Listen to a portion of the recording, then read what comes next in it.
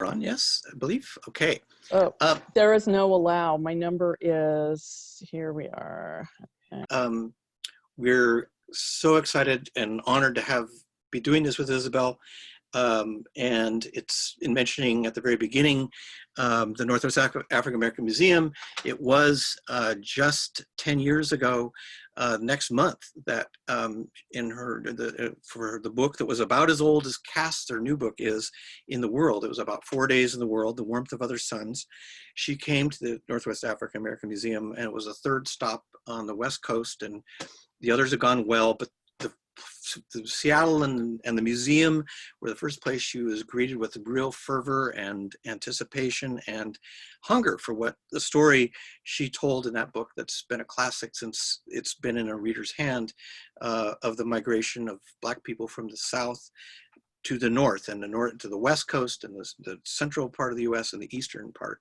And it's a story so many people here have lived, and of course I'm talking to people who are part of this program who are everywhere. So it's really a huge and vast human story that she wrote. And if that had been the only thing she'd written, that would have been her a tremendous lasting contribution to our literature and our culture.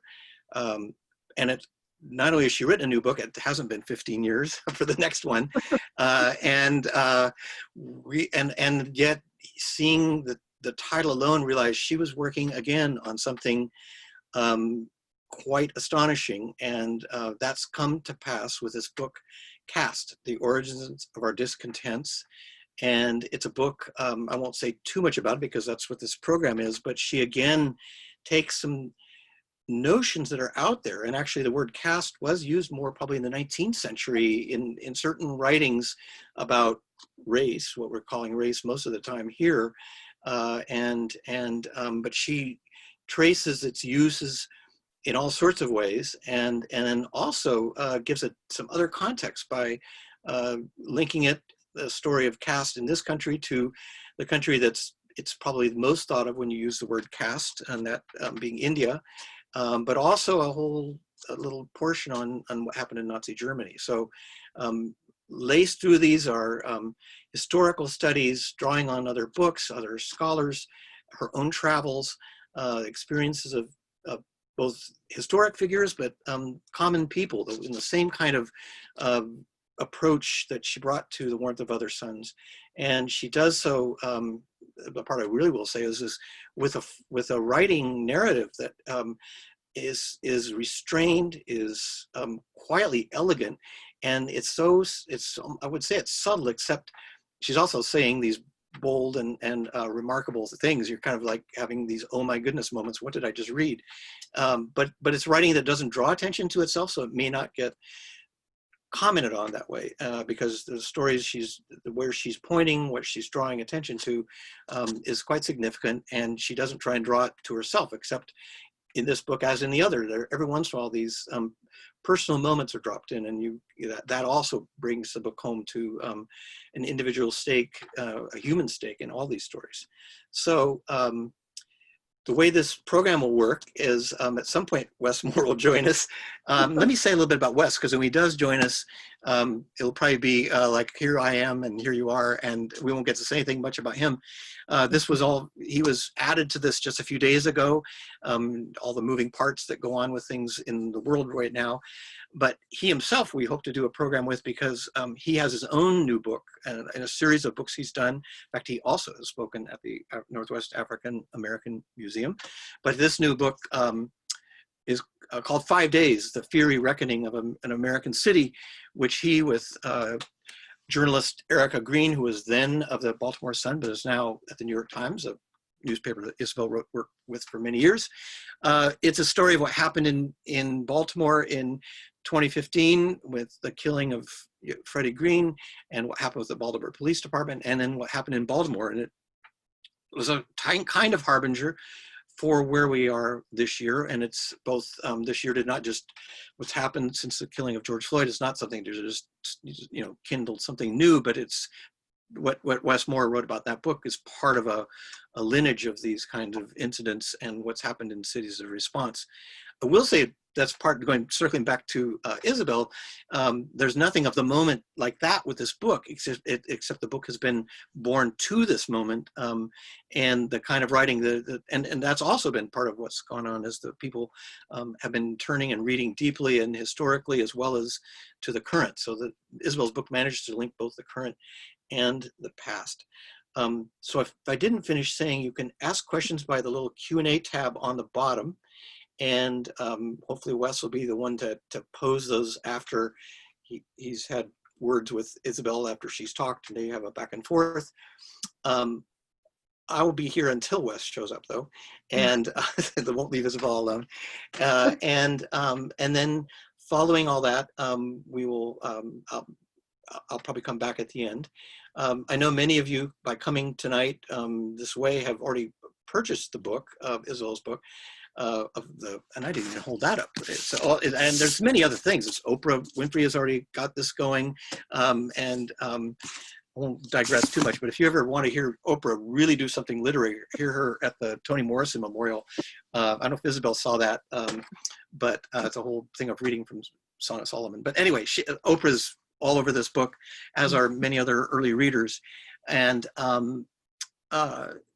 books, her book, Wes's book, and some of the others will get mentioned are available at elliottbaybook.com. If you, in fact, they're signed. We have a limited number of signed copies. I mean, everyone who bought one through the ticket approach will get one, but we have a limited number of other signed copies. So this is already one of those books you'll want to give to others. I can assure you, but I'll let Isabel say your words, and you'll, I think, be more convinced of that. So. Again, knowing that Wes will join us, because he was actually in this, somewhere on the periphery of these things, he's getting admitted. Now's the part where if Isabel would be, you wouldn't even be seeing her if we were in a hall, and she'd be behind the door, and I would be saying these last words like thanking you again for coming, which I do, and asking you to please join her in welcoming her. And there would be this thunderous applause, because she now has that coming at her. So I know your applause can't be heard, but I know your good energy and your good attention is aimed at your screens. And in that way, please now welcome the most remarkable and wonderful Isabel Wilkerson. Thank you so much. It's so wonderful to be here, only virtually. I love Seattle. I've had so many wonderful experiences with Elliott Bay Books. I'm so thrilled to be here talking about this new book. Good. And it is, again, just a few days into the world with the book. Yeah. Say a little bit about when did you finish the book? Because I mean, this year, everything's so strange. We were talking beforehand about everything. I mean, I don't want to make this whole thing about getting the book out, but there is the part where there's a usual way you write a book and the usual way you get it published. And for us to know about the books, it's been all different. But so we're all in this moment together that way. Say a little about when this book came to an end for you, because I remember with Warmth of Other Suns, you really were working on that to the last minute. Yeah. The text and the writing of it. Yeah, well, of course, with The Warmth of the Suns, I spent 15 years on that book to tell the story, as you mentioned, of 6 million African Americans who migrated out of the Jim Crow South to all points north, Midwest, and West. And it was in the process, actually, after that book came out, that it sort of one thing just led to another for this current book. This current book grew out of The Warmth of the Suns, because when I was working on that book and trying to recreate the world of the people who had been forced on some level to flee Jim Crow, the Jim Crow regime, I was searching around for the word to describe what they had experienced. And in the process of doing that, I found that I was not using the word racism, a word that does have meaning and has been used in the past and is used today. But I found that word was not sufficient to describe the organized, interlocking rules and laws, customs and expectations, and in fact, the restrictions that were placed upon people in essentially a hierarchy that they had been born into, and that they had escaped, in some ways sought you might say, sought refuge in the rest of the country. And so I ended up using not the word racism, though it's associated with that, and many other people use the word racism to describe what I wrote in Warmth of the Suns, but instead I used the word caste. I used the word caste system. And it turned out that readers were able to follow that. Readers were able to really fall into the flow of the narrative. It made sense in the context of what I was writing. And so this current book, Caste, The Origins of Our Discontents, grows out of that. It's a deeper exploration of the phenomenon that I first began referring to in The Warmth of Other Suns. And I wanted to really unpack it. I wanted to look at it from various angles to give us, in some ways, access to new language, a new framework for understanding ourselves, how we interact with one another, and more importantly, what we have inherited. You know, no one alive today is responsible for the framework and the infrastructure of the hierarchies that we have inherited. This dates all the way back to colonial times, before there was the United States of America.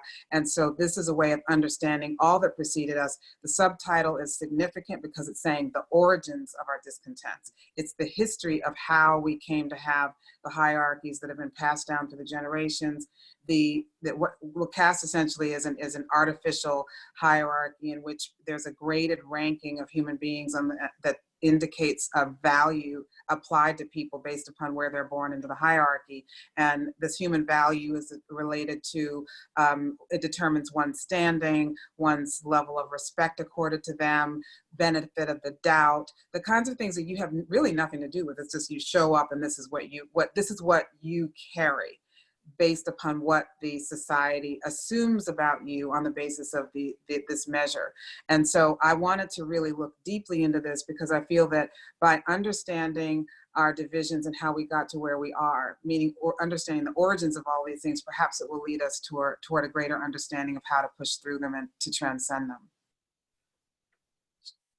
So when you were coming up with that notion of looking for this other term, how much of that was, did you feel, I mean, your frame of reference, I mean, you've been a serious journalist, you wrote this, and I will say this about The Warmth of Other Suns, which is a book that is framed entirely within the context. Oh, good, we'll get to Wes's here in just a moment, yay. But now I've got a question. Forget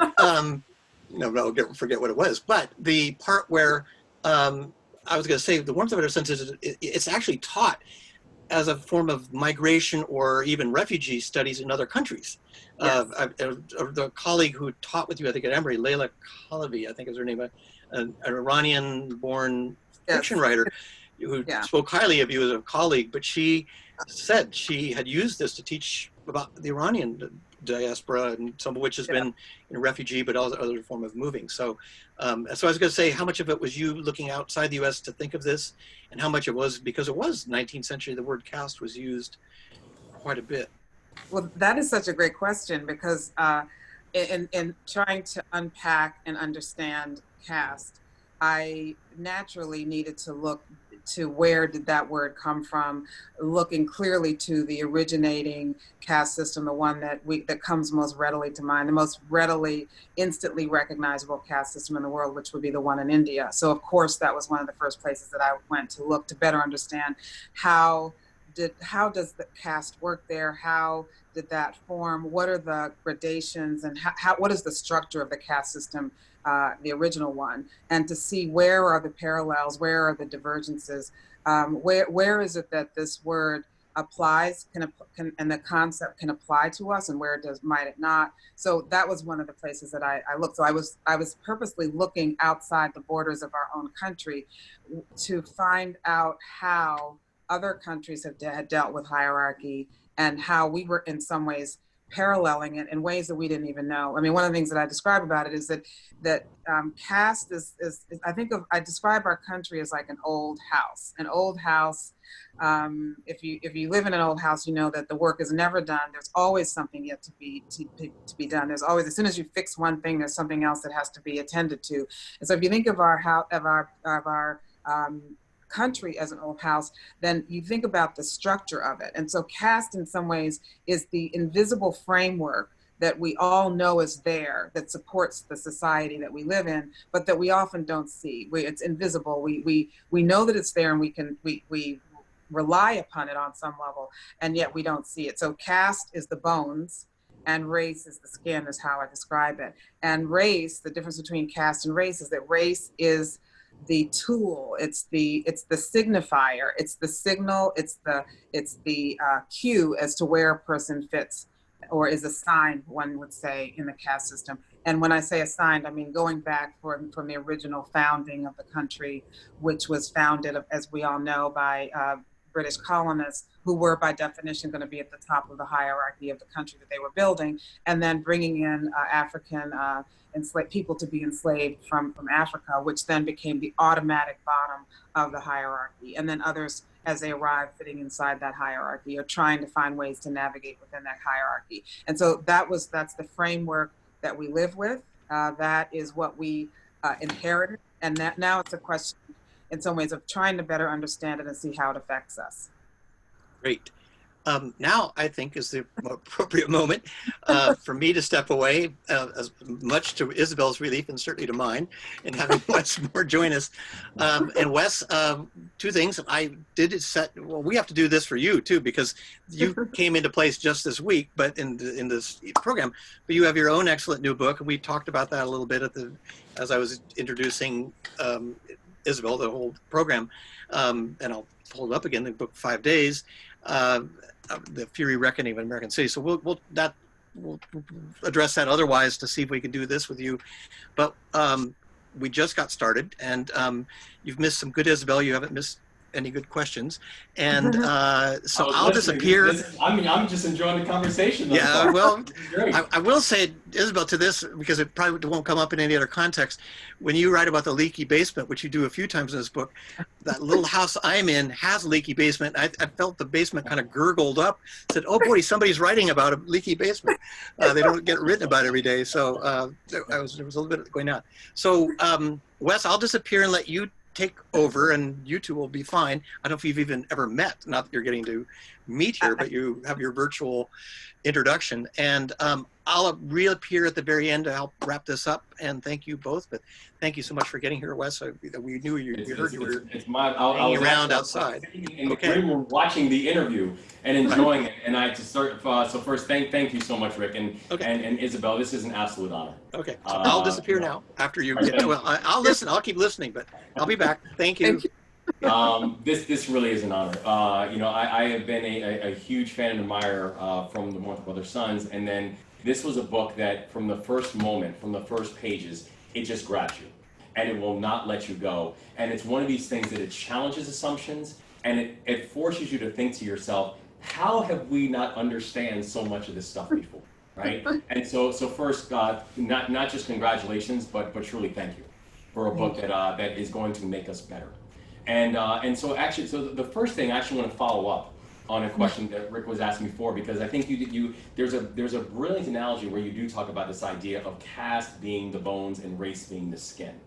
And I'm interested in that in terms of how you thought about the selection of the different areas that you wanted to follow, where you ended up doing the deep dive into places like Germany and the deep dive into places like India. Can you talk about, even though you touch on other places, can you touch on why you went into a deep dive into those areas?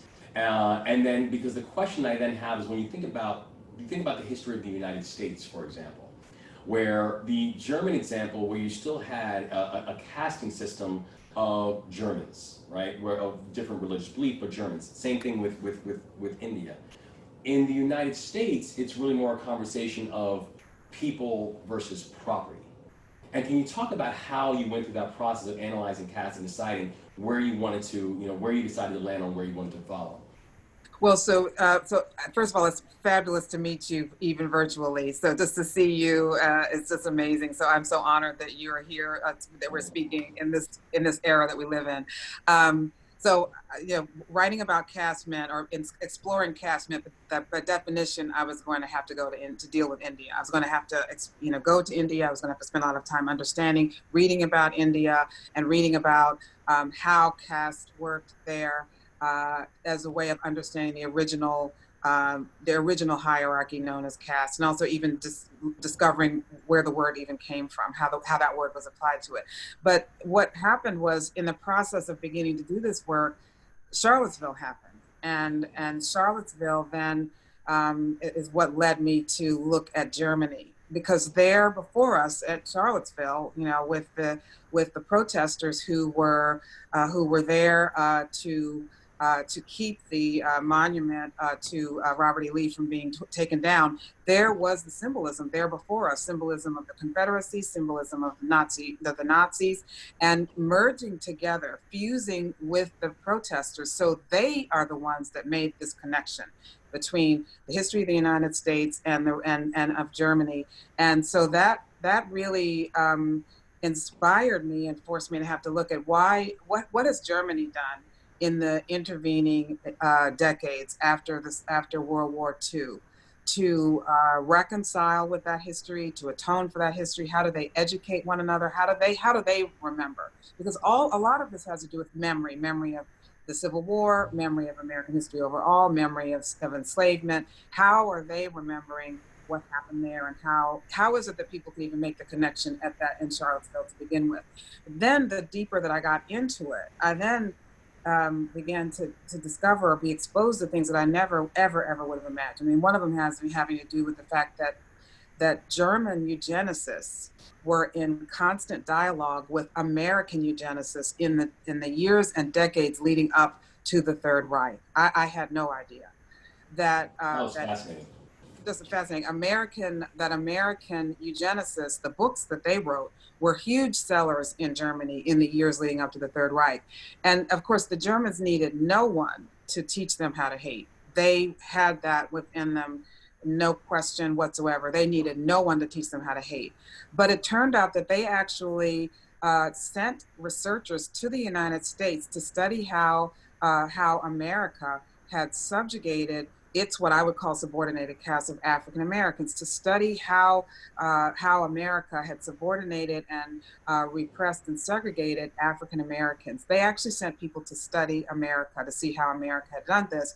And then they studied the laws and then went back and debated those laws, debated Jim Crow laws and other miscegenation laws in the United States as they were forming their own laws that would become known as the Nuremberg laws. So these things were just were wrenching and just shocking to discover. And that's how I ended up writing about these two other hierarchies as we were looking into our own.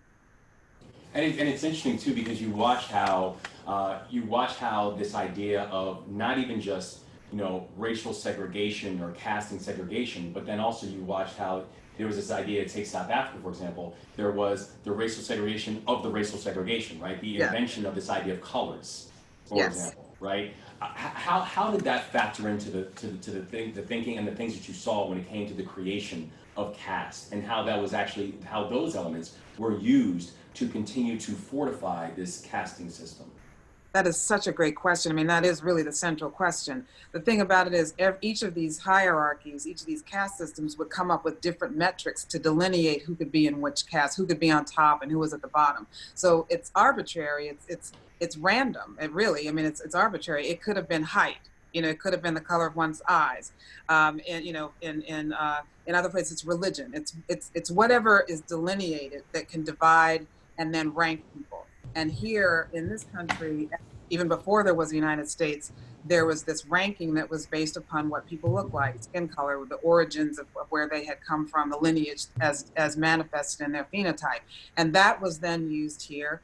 And then it's been, and it's a relatively new concept. I mean, we think of race as being primordial, as being just part of the, the order of the universe or something. But actually, it's a fairly new concept that actually grew out of the transatlantic slave trade, and preceding that, the exploration of Europeans as they went around the world and discovered people who look different from themselves. But more importantly, the transatlantic slave trade that then brought together people from different parts of the world who, because they were from different parts of the world, happened to look different from one another, and then used that as the measure of how people would be categorized. This categorization was random. It's much more random than we would otherwise think. We now come to accept it as the law of nature, but these are not natural. These are man-made divisions that were decided, and then so that race then becomes the signifier of where a person fits in the hierarchy.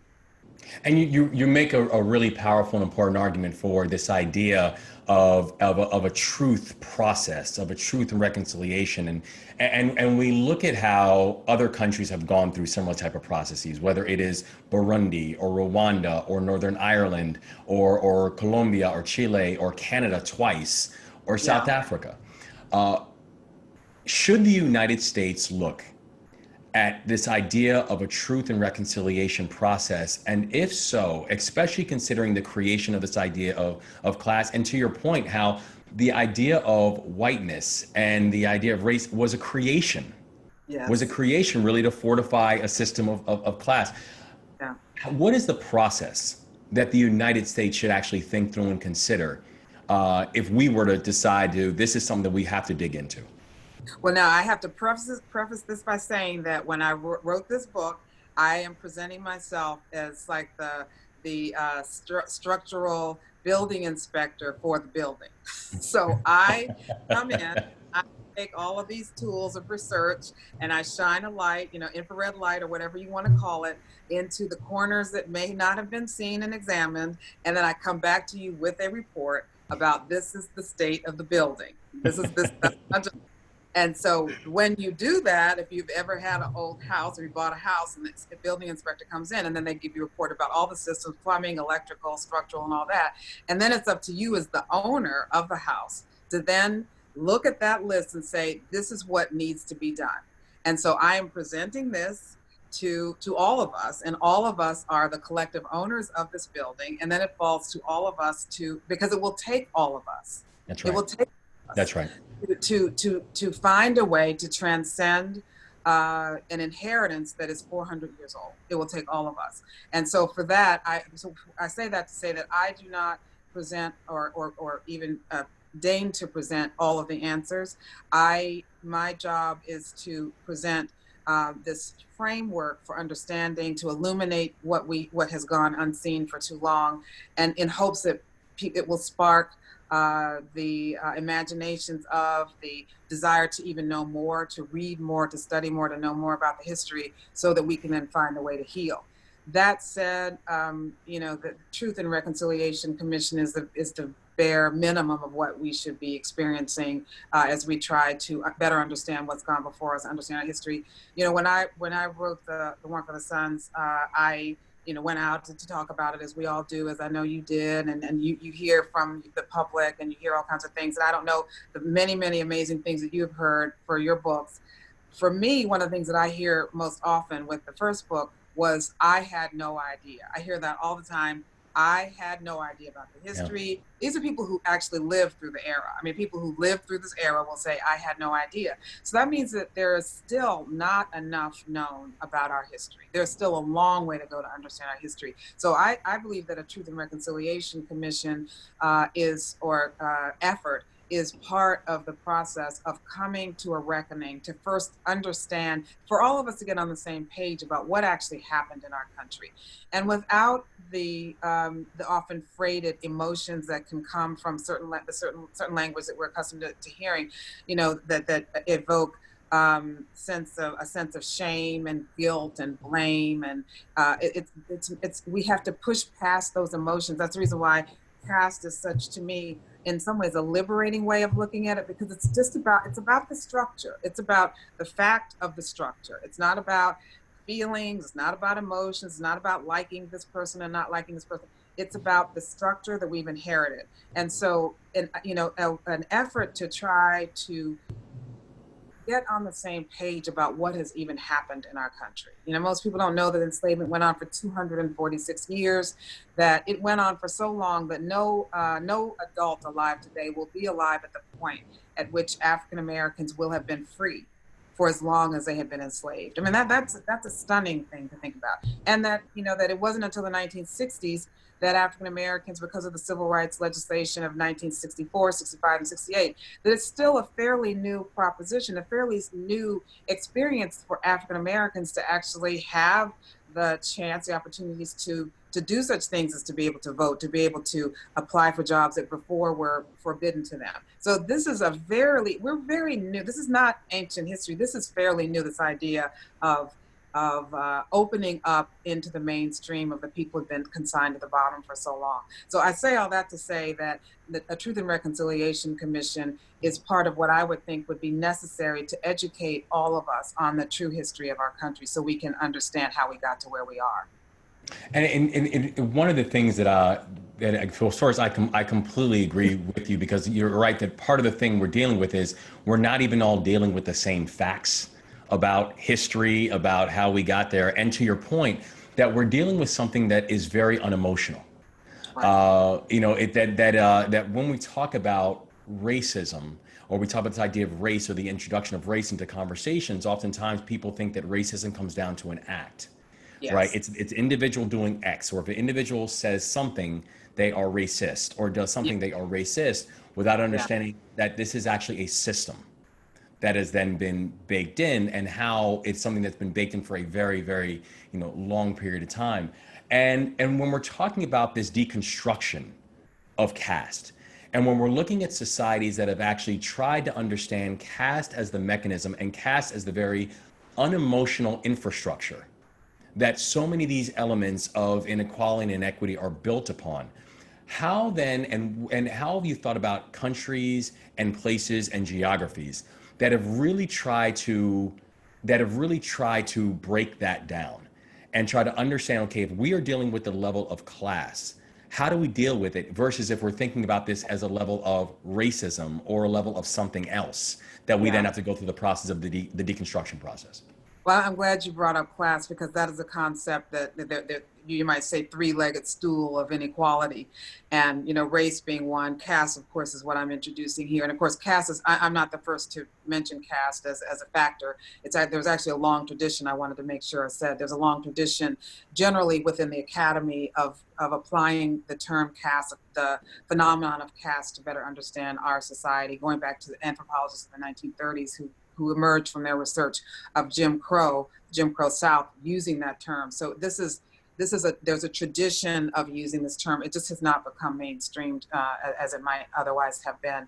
But in terms of class, so I've talked about caste, and I've talked about race. I talk about caste as the bones and race as the skin. Well, class would then be the clothing and the diction and the voice and the accent and education and all the other things that we can do to improve oneself, or to move up, or to present ourselves as we wish to be seen, and to improve ourselves, or to even lose if somehow we don't do those things. So class, I often say that that if you can act your way out of it, it's class.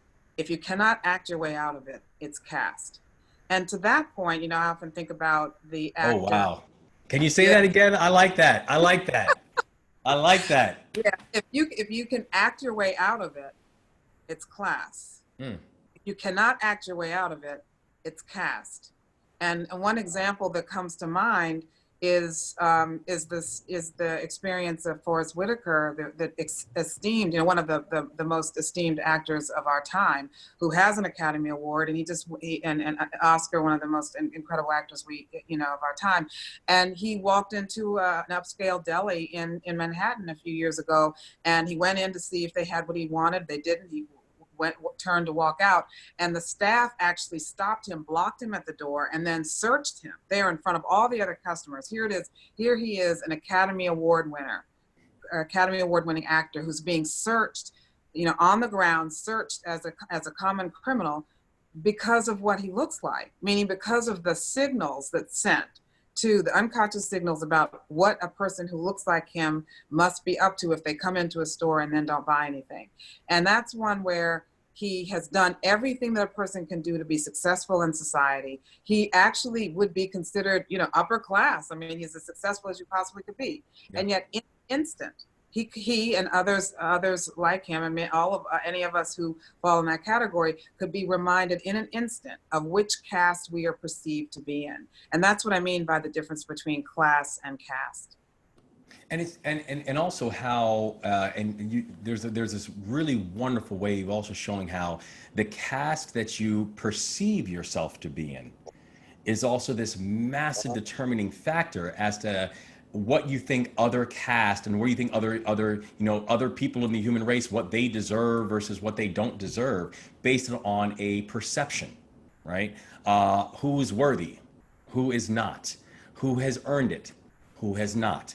And there's this part where you spoke about this one gentleman who was who said that he'd rather die than support Obamacare, and then sadly he did actually pass away from a lack of health care. This idea of earning, this idea of what a person deserves, and where you also mentioned this idea that there's a fact that people will almost even vote against their interests and vote against the things that would better benefit them because of a sense of not wanting to grant some form of unearned privilege. How does that then play into this caste conversation? Well, I mean, I describe, caste as being, a kind of graded ranking that confers deservedness, worthiness, a perception of worthiness on the basis of the received messaging through the generations that all of us have been exposed to. And so that the idea that one group of the dominant group are presented as more worthy, that the stereotypes, the negative stereotypes that attach to people who are, further down in the hierarchy, assigned below them in the hierarchy, all the stereotypes that are so commonly known that attach to people end up creating these inequalities in how people are seen just from the start. For example, the idea that the famous Princeton study that found that African American that employers at Princeton, that employers are more willing to hire a white felon than they are a black person with no criminal record. And that is the way that these assumptions of worthiness and deservedness also come in. Comfort level, of course, but a willingness to take a chance on someone. I mean, if it's actually just fear, then it would be, you would not want to have a felon of any background there. But you're willing to take a chance on someone who is viewed as the more deserving, worthy, dominant caste, even if they have a felony record, as opposed to someone from the historically subordinated caste who has no record. And that's how you can see that there's a value attached to being in the dominant group. And the goal of all of this would be to not to demote anyone, but to lift everyone up, to bring out the best potential of everyone. Because one of the most tragic consequences of a caste system is that we lose the potential of so many members of our species. We lose if you think about those cotton fields and those rice plantations, and those sugar plantations and those tobacco fields during the time of enslavement, on those tobacco fields and rice plantations and sugar plantations and tobacco fields, there were jazz musicians and opera singers and attorneys and engineers and journalists, all kinds of people. And they never, for 246 years of enslavement, followed by 80 or 90 years of Jim Crow segregation and caste system in that way, you have millions upon millions of people just in this country alone, not to mention other countries around the world, that have these kind of disparities, people who were never allowed to reach their full potential. And it occurs even to this day, because we still have we live in the shadow of this caste system going back to that time. And so we are, the greatest loss would be the potential of human beings who could be here. We are facing so many crises as a species. As a planet, we're facing so many crises. We can't afford to be losing the potential of people in our species who could be helping. We need everybody on deck to be able to do this. And these kind of graded inequalities, the graded rankings that hurt people in so many ways. There are health consequences to this. People who suffer as a result, people who are targets of these assumptions, of trying to put people in their place, which is what a caste system does. It puts people in their place. You know, when we see these videos of people who are going about their business, African Americans just going about sitting at a Starbucks waiting for a friend, trying to, you know, having a barbecue at a park, trying to get into one's own condo building, and then someone comes in, calls the police on them, blocks their path, assumes that they don't belong. That is the hallmark of caste. Caste in the Jim Crow sense was everyone was to remain in their place. It's about boundaries and staying in your role. Your role is either dominant or subordinate, what you've inherited. And so when we're in a world in which people are when anyone is restricted, even those at the top who may be restricted because they may be expected to do a certain thing or act in a particular way that they may not even want to do, that means that you are limiting the potential of every single human being as long as you have these restrictions on people. And so everyone ends up losing as a result of that. Everyone.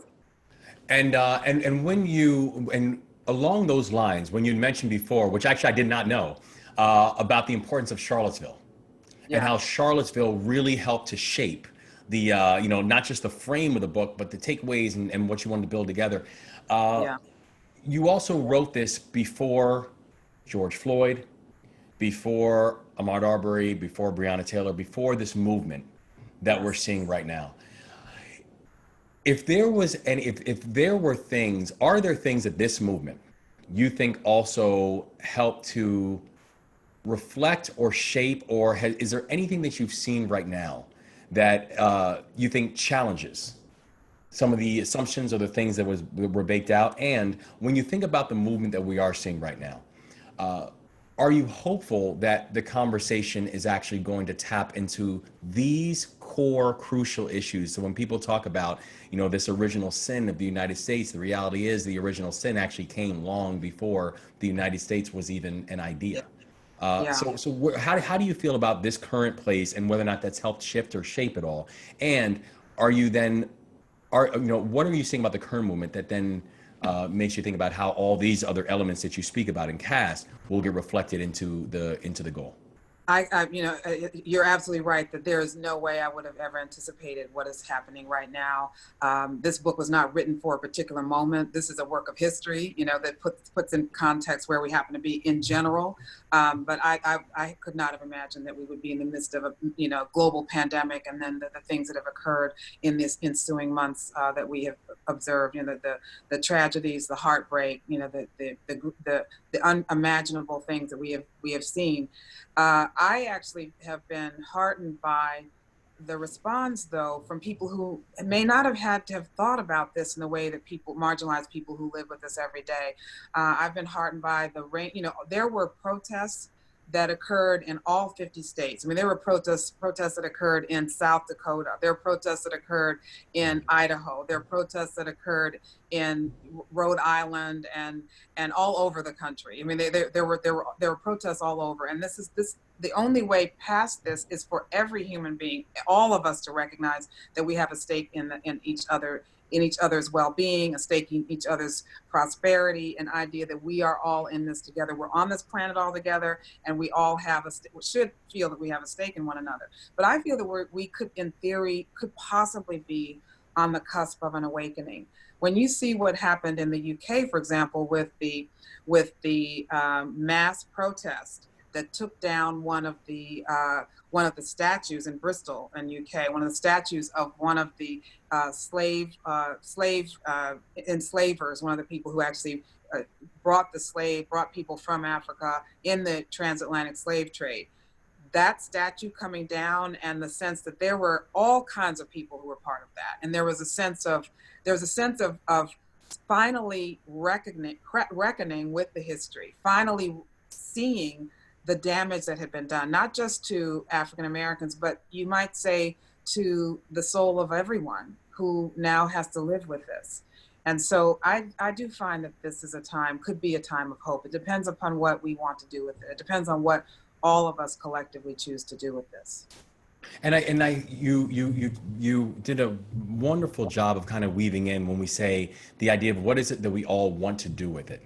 But that it also means that we have to understand the infrastructure that was built up and understand a relative measure of complicity that we all then own in terms Yeah. of and discomfort that we all must have to understand if we're going to be, going to be honest about that and truly address it, instead of just continuing to work to calcify it generation after generation, which oftentimes we have done.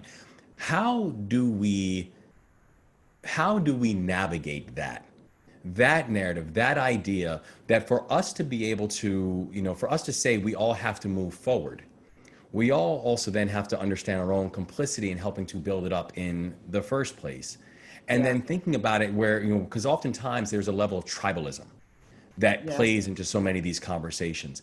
How do we then think through this idea of navigating it without everyone retreating into the tribalism mentality, and where everything becomes binary, everything becomes, if, for this person to gain, then I must lose. But understanding that actually one of the beauties of being able to address caste is that doesn't necessarily have to be the case if we were to think about it in a different way. Well, actually, I mean, there are studies that show that these things are hurting everyone's health. There are consequences to this level of division. There are consequences to the level of autonomic resistance to someone who looks different from you. That cortisone levels rise and inflammation rises.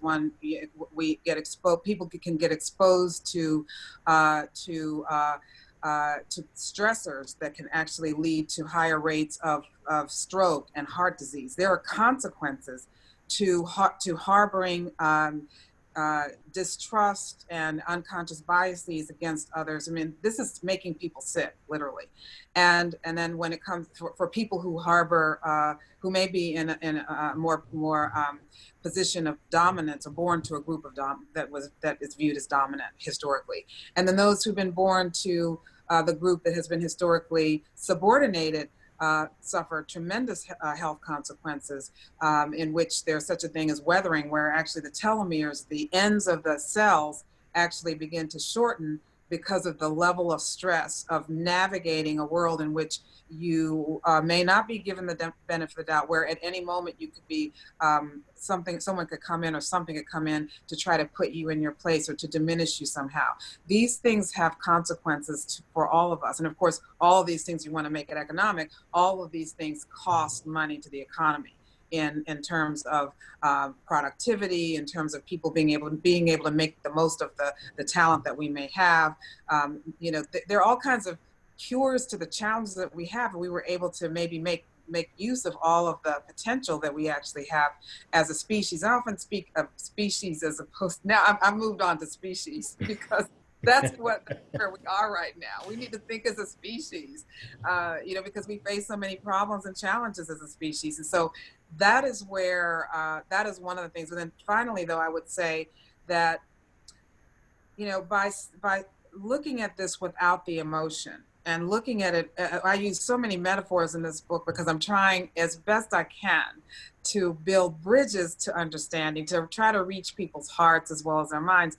And so one of them is the idea of when you go to the doctor or the office will give you, the nurse or someone will give you a clipboard, and on that clipboard you're supposed to fill out these forms. All these forms you fill out, and on those forms they're asking you about the ailments that you've had in the past and all the various things you've been through. But then they ask about your history, your family history. They may ask about your parents and what they had experienced, and they may even ask about your grandparents. In other words, the doctor won't even see you until you have filled out a form that gives the history, your family's history. And so if you think about it from the standpoint of a country becomes a family on some level, an extended family, whether we choose to be or not, but we ultimately are. And you make a discovery, you discover that there's something that runs in the family, whether it's alcoholism or it's heart disease or something like that. You discover that there's a problem that runs in the family, a medical problem. You don't start pointing fingers at people. You don't start feeling shame and blame as a result of that. You go and you do the research, you look and see what is it that this entails, how can I change the diet, should I exercise more? You look to figure out what do you do when you have this problem. And so if there's a problem, and it appears to be with the divisions and rupture that we are experiencing as a country, there's a problem. What do you do about that problem? Again, not the emotion, but rather sitting down and figure out what do you do when you realize that there's something that runs in the family. And that's sort of where we are. Something's running in the family and it's time to address it.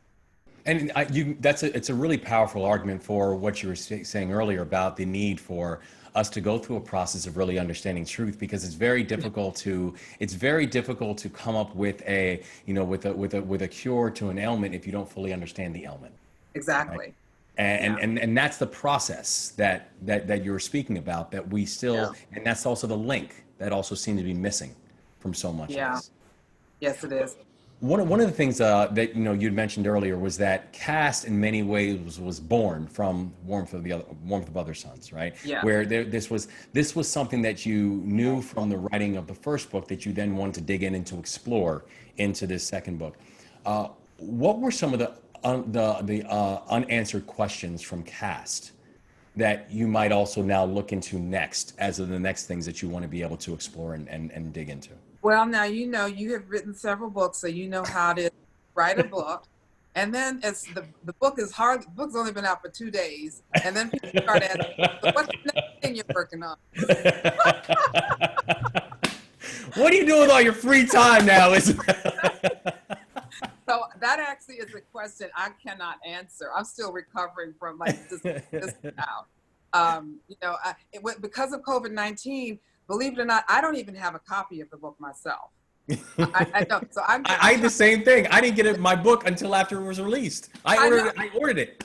I know. I think I'm about to go. So I might go on Elliott Bay Books right now after this is done and order.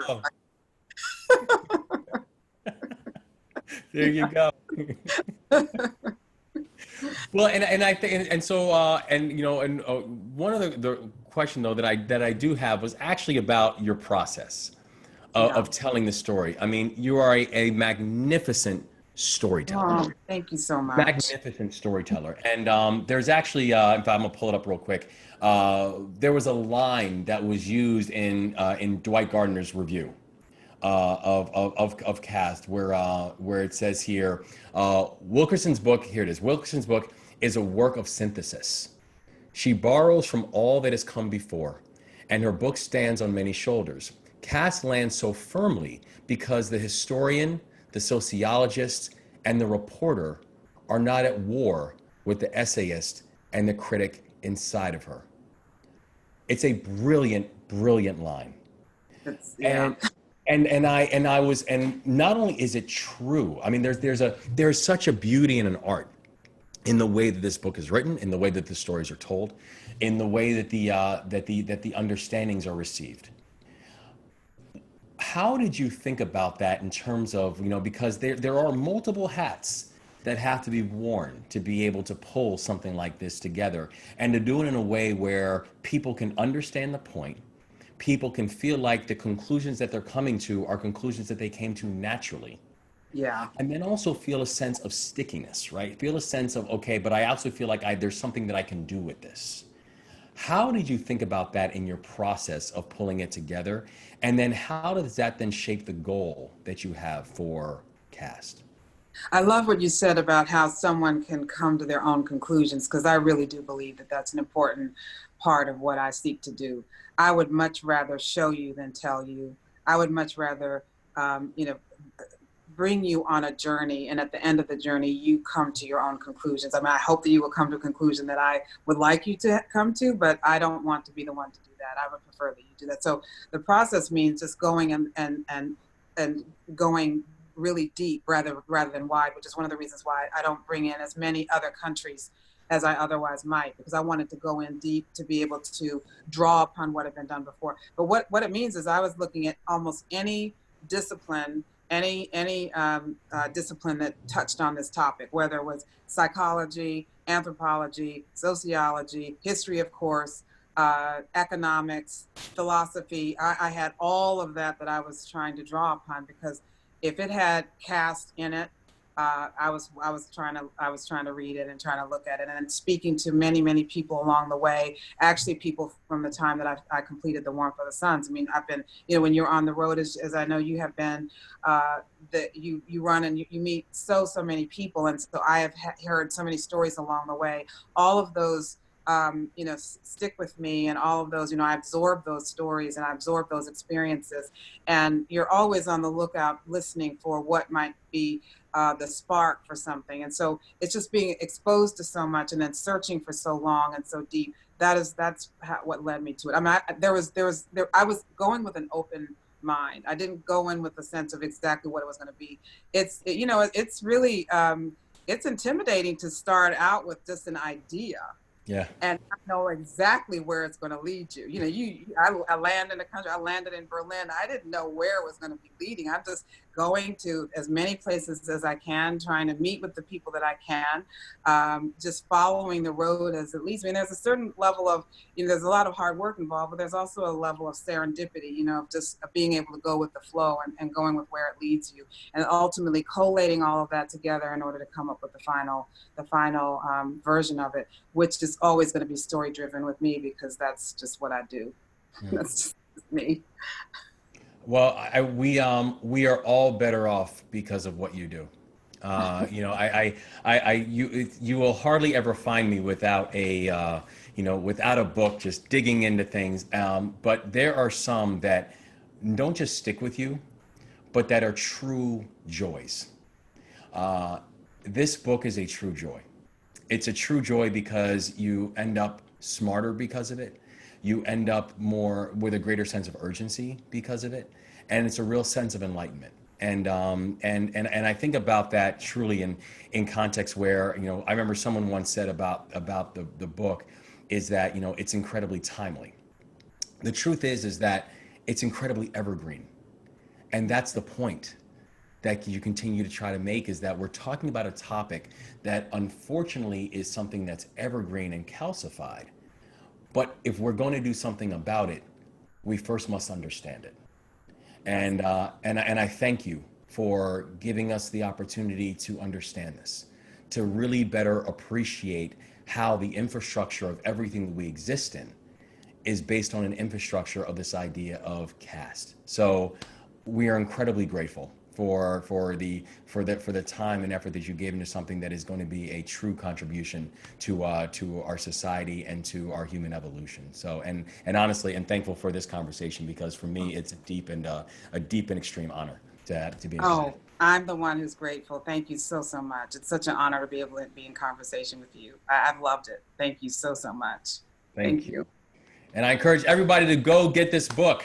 Go get it immediately and tell people about it. I second the motion. Let me just say, there were a few questions that came in that from viewers, and I'll just to add a little bit, because Wes covered most of what was asked in those, one way or the other, or Isabel went there.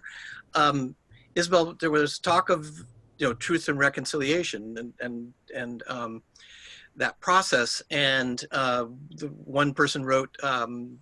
A good example, of course, being South Africa, but even Nelson Mandela noting, the question of reparations. When does that enter into such a process? Yes, well, on the matter of reparations, having written The Warmth of the Suns and documented what African Americans have experienced, just even in the portion of the 20th century that I was writing about, I believe that African Americans meet the standard. As do other groups that have been treated unjustly and experienced atrocities. Even that reparations are absolutely in line with what has happened with African Americans. I would also add, though, that I believe that reparations should come, though, with education. Really, I believe that reparations without education would mean that we could end up being in a similar situation in which people are not really clear on and truly understanding why reparations are necessary, why the disparities that we see exist. Why, for example, there's actually a study that shows that with the current circumstances, the current projections of the disparities in wealth between African Americans and their white counterparts, wealth meaning not being rich, wealth meaning having assets, that can be tapped in times of emergency, for example. It shows that African Americans have 1/10 of the wealth of their white counterparts, or turning it around, that white Americans have, white households have often 10 times the wealth of their black counterparts. Not black people necessarily, all black people, but in terms of their counterparts. So that you know, a well-to-do black person has far less wealth than their white counterpart.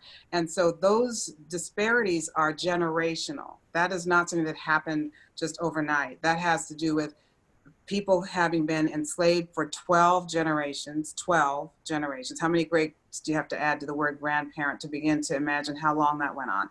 Followed by 80 to 90 years of formal Jim Crow segregation, and such things as not being African Americans not being able to get mortgages, literally not able to get mortgages, because the government would not back mortgages for people buying homes where black people live, which meant black people could not get government-backed mortgages, while their white counterparts were able to get were able to get mortgages that were backed by the government as ways of building the American dream, which we all accept now as part of just what one does to build a family wealth. And so to be formally excluded from the most fundamental ways that a family might build wealth means that there's a long history, a long tradition, sadly, of African Americans not being able to being essentially excluded from the mainstream for so long. And that, as I said in the talk, that the idea of African Americans being brought into the mainstream is extremely new, very new. It's only going back to the 1960s. So what I'm saying is that in order for reparations to have the full meaning of repairing not just African Americans who generationally have lost so much, but repairing the country, repairing the schism, repairing the ruptures that have emerged because people don't know. People simply don't know. So I believe that education should go hand in hand in order for there to be a greater understanding of how we got here. Good. Another question that a viewer asked, which and many of the questions will be answered by reading the book, I will say, but this one asked could be a big answer, but we don't have time for that. But she does ask, because I don't think this was touched on, about the part of Nazi Germany in your story, the way you've written it, since that was, this may also answer one of the other questions, is how, because one of the other questions is kind of may connect, is have there been societies where caste was dismantled? But you bring up Nazi Germany because it's a more finite period, and the word caste has not always been used with relative to what was done to the Jews there, Jewish people. Yes, you know, so there was 12 years of unimaginable horror that came to an end. Came to the end, and we know all how that came to end. So my interest with that is, as I said before, was sparked by Charlottesville because that brought together the disparate ways that countries deal with their history, and because the ralliers themselves made the connection, they themselves made the connection and felt a connection to the Nazis and a connection between the Confederacy and Nazi Germany. And so what my focus has been on is how has that country dealt with that era? What have they done in the intervening decades to begin the process of re-educating, educating, putting into context? What have they done with the things that with the Nazi locations, places that the Nazis were connected with? What have they done with that? How have they remembered their history? And it turns out that they have done many things, and there have actually been several books that enlighten us on how they have managed this. And I think that they offer a window into understanding how we can begin to wrestle with this history. As we know, as a result of what happened with George Floyd and the protests thereafter, there have been cases where some of the statues have been torn down. These are by protests. But I would suggest that there should be a national reckoning, a national effort to understand, learn the history, and put into context what should happen with the memory of to be honest, to be honest, the painful legacy of the Civil War and of enslavement, which was the centerpiece of the Civil War, and of what happened after that, after Reconstruction. I mean, there needs to be a national reckoning, so that it should not fall to protesters to go in and tear these things down. It should be a concerted effort to figure out, how do we remember? How do we remember, and how do we heal? In the book, you succinctly put it too, that by all accounts, Erwin Rommel was a brilliant general, but there are no statues to him because he was part of that war. Yeah. There's one old group, there are a few questions actually that people could, if they go to the New York, Wes mentioned the New York Times, the review by Dwight Garner, I think it's called the By the Book, there's a little column you filled out, and if you go to the New York Times and look up Isabel, and you'll get a few things, but if you look up By the Book, you'll see all these books she talks about, from fiction to the work being done by other African-American scholars right now, and all that. But the question that came from our friend Vivian Phillips, that's a little bit tied into that, but she specifically asked about Black women and who have been making more of these, doing this writing and articulating, and how is there a sense of how that's being received?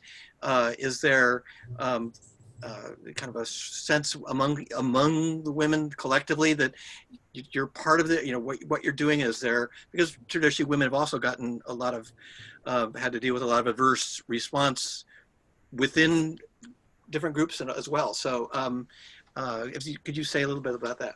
And Vivian's great. Well, so I had the honor of doing By the Book, and there's a lot of books that you might want to recommend, and you have to narrow it down for basically for the questions that they have for you, and in the process of that, I mean, I had to think deeply about the books that had been so influential in the work that I do, and I really wanted to take this moment to speak about the work that had inspired or had influenced or even had been actually cited in the book that I've just finished, Caste, Origins of Our Discontents. And so there's so many books, obviously I can't go through all of them here, but a few that I would like to be sure to mention would be the work of Allison Davis and Burleigh Gardner. Deep South is a book that gets underappreciated. Thank you for having that. Yes. This is an extraordinary work, and the story behind the book is, that Deep South is an extraordinary work of scholarship, but it's accessible. I mean, these are scholars who went into deepest regions of Mississippi during the 1930s, during the depths of Jim Crow. It was a Black couple and a white couple. Both couples were anthropologists, extraordinarily well educated. They were graduates, had graduate degrees from Harvard. They were sent into Mississippi to document what they ultimately called a caste system in existence there. And in doing so, they had to live as the members of the caste to which they were assigned. And so it's just a fascinating story. Another one that I would mention would be Medical Apartheid by Harriet Washington. We didn't plan this. Who did massive research, just incredible, magnificent work that documents the debt really owed to, by almost anyone alive today toward the enslaved people who were used by physicians, by the medical establishment, for many of the discoveries that we now take for granted. I mean, just shocking investigation that she's done there, just massive amount of work, and just so helpful to understanding the history of how African Americans were used for medical experimentation. And then another book that I recommended was a cornerstone of anything about caste, and that is a book by Bimrao and Bedker, which is The Annihilation of Caste, in which he taught this. Bimrao, Dr. Ambedkar was the revered leader of the Dalits, formerly known as Untouchables. He was one of the founders of the Indian Constitution, and he devoted his entire life to the search for and advocacy for ending the unfair, completely unequal tragedy of caste from his perspective. He was born a Dalit, born what was called untouchable at the time, and he devoted his entire life to ending it. And this is his masterpiece toward a manifesto, you might say, of helping to break it down, to deconstruct it. And it's a document that is useful for anyone who wants to end inequalities anywhere in the world. Great. Isabel writes about all of these books and others in Caste. And when we were talking beforehand, I said, were we in the hall, as we ideally would be, besides her two books. Of course, we don't want to leave The Warmth of Other Suns out of any conversation because it's there, but also Wes's books. But we would have had these other books that she just talked about, and because that's part of what Isabel and books like hers, but hers is a pretty singular book. You have them to read, and then you have more to do. And that Wes, of course, set that in motion too, saying to read. Did you want to say anything about Black women? And that was a part of that question. It was sort of led to the reading your other colleagues, female colleagues. I would only say that that there's a recognition of the many challenges that we face, and that's one of the reasons why I wrote this book, Caste, because there are many ways that caste intersects when it comes to. It's not just about race, which is the main signifier for for hierarchy in this country, but it's also gender, it's immigrant status, it's religion, it's all of those things. And so the more of those marginalized identities that one carries, the more challenges a person faces. I certainly have written about in this book the challenges that I face. The book is not about me. It's not. I don't even wish to speak about my own experiences. But to the degree that they were of help and some insight, I've included them. And I think that it's something that many women like myself can identify with and will see themselves in. But I think that it's something that everyone fits somewhere. Everyone has been assigned some place in the caste system. And so everyone is in this book, everyone. So let me do a few forms of thanks, and then we'll let you each have last words. Again, I want to, as I did at the very beginning of this, want to thank the two organizations that really have helped. In fact, I got so excited wanting to tell the story of Isabel at the Northwest African American Museum. I didn't say enough about the museum itself because it has been a vital institution since it opened here in Seattle in 2007. And like other museums, it's not presently physically open, but you can visit it online at naamnw.org. Tasveer, which has also been part of this effort and occasion, is tasveer.org. It's a South Asian American arts group that if you go onto their website, you'll see something they are first and foremost known for is a South Asian Film Festival, which will be staged virtually soon, and a South Asian Literary Festival that will also be virtual this time around. And the third organization I want to talk about is mentioned because all these groups, when you go to their website, and actually tonight, proceeds from tonight are actually helping benefit the African American Museum in Tasveer.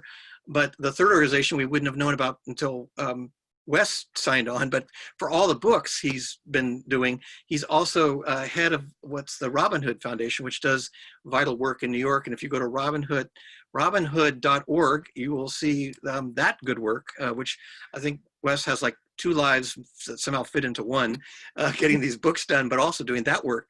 And that is also worthy of financial support. So go to those websites.